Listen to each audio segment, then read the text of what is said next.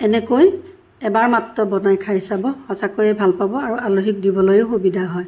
লগতে মই নলকচু পাত কেইটামান লৈছিলোঁ সৰহকৈ, এইখিনি মই ধুই ধুনীয়াকৈ এয়া লৈ ল'লোঁ। লগতে মাজৰ ঠাৰিডাল এৰিয়াই দিব লাগে আৰু মই এনেকৈ কাটি মাজৰ ঠাৰিডাল এৰিয়াই লৈছিলোঁ। লগতে দুফাল কৰিও লৈছিলোঁ ৰেডি কৰি।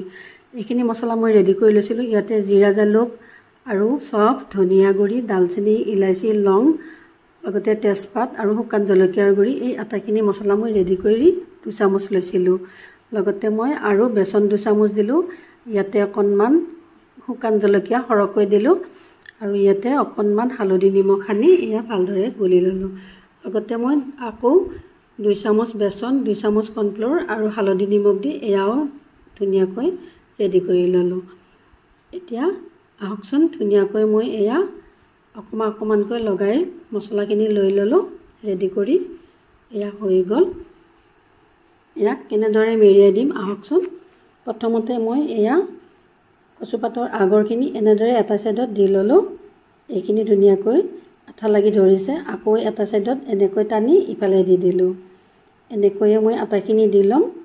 আৰু এয়া ডাঙৰ কচুপাত হ'লে বেছি ভাল হয়, কিন্তু মোৰ আজি সৰু পাতে আছিলে, গতিকে মই এনেকৈ মেৰিয়াই দিলোঁ। আৰু যিখিনি ৰৈ যায় এনেকৈ মাজত সোমাই দিব লাগে।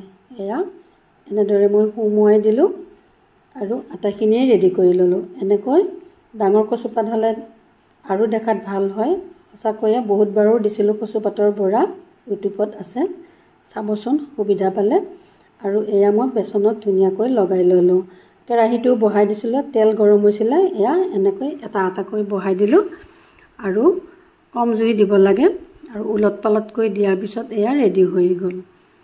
এয়া এনেকৈ মই আটাইকেইটাই বনাই ল'ম। আৰু মই অকণমান ভুজিয়া লৈছিলোঁ, ভুজিয়াটো এনেকৈ সানি এয়াও বনাই আপোনালোকক দেখুৱাই দিলোঁ। এয়া খুব ধুনীয়া হয় খাবলৈ, মচমচীয়া।